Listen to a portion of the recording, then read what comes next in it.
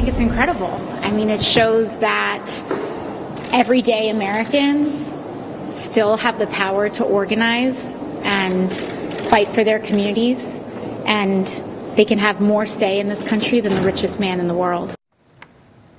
New York Congresswoman Alexandria Ocasio-Cortez taking heat for seeming to celebrate Amazon's decision to leave New York before they even got here. Now she's trying to clarify those comments at the Fox Business Network's Tracy Carrasco with the fallout. Tracy.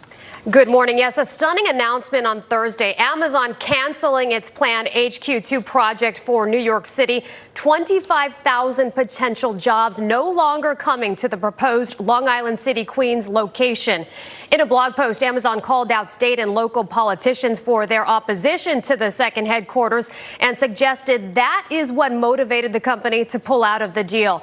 Freshman Congresswoman Alexandria Ocasio-Cortez, who represents the Bronx and Queens, initially celebrated the decision as a victory, but backtracked her comments on Friday when asked about the criticism she received for celebrating the loss of 25,000 jobs. What this is a celebration of is that everyday people in the community stood up and they wanted a say in what was happening in their own backyard. You know, it's not the community's fault that the moment they said, hey, what are the details of this? Where are the benefits coming from? Can we secure more? You know, they came to the negotiating table and Amazon said, we're not going to negotiate anything, we're just going to leave. Governor Andrew Cuomo, a major supporter of the project, putting the blame on Ocasio-Cortez and others. He said, quote, a small group of politicians put their own narrow political interests above their community, which poll after poll showed overwhelmingly supported bringing Amazon to Long Island City, the state's economic future and the best interests of the people of this state. The New York State Senate has done tremendous damage. They should be held accountable for this lost economic opportunity.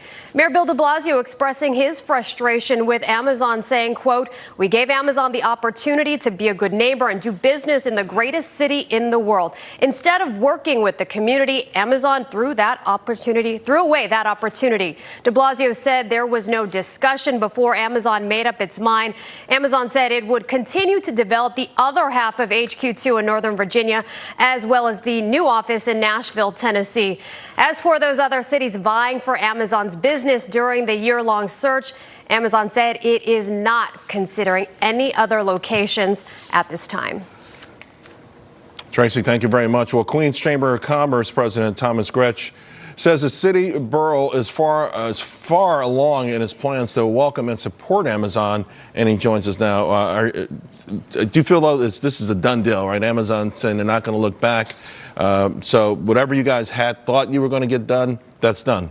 Good morning, Charles. Thanks for having me this morning. I don't think you never say never, especially in the city of New York. I think there's just been such a groundswell since the announcement on Valentine's Day regarding this. All day Friday, we got calls to my office, emails, texts, and that includes members of the formed Community Advisory Council of 45 people, including people from the neighboring housing projects at the Queensbridge houses that were deeply, deeply committed and deeply, deeply involved in every aspect of this.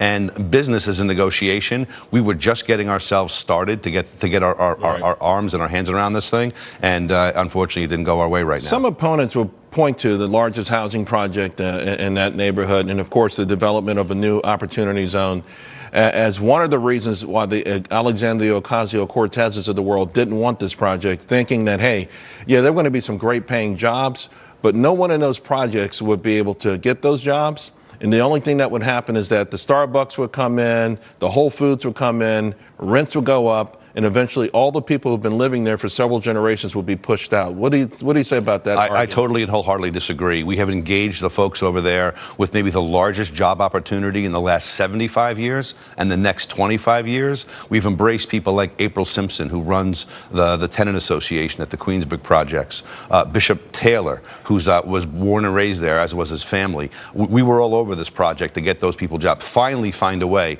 for 25,000 jobs. Let me just say, too, people in the chambers of commerce business, people like me in the Bronx and Brooklyn and all the other ones, the lengths that we go to keep a company of 50, 25 people to stay in the city of New York would astound most people, instead of having them go south or to Connecticut and New Jersey. Well, on that note then, Thomas, does it bother you a little bit that there aren't lower taxes offered to smaller businesses. In other words, a lot of people are saying, golly, the richest man in the world, does he need $3 billion break? And what about the person that wants to open up a local T-shirt shop? Is there something inherently wrong when these big companies can get all of these sort of tax breaks and a small business or would-be business can't?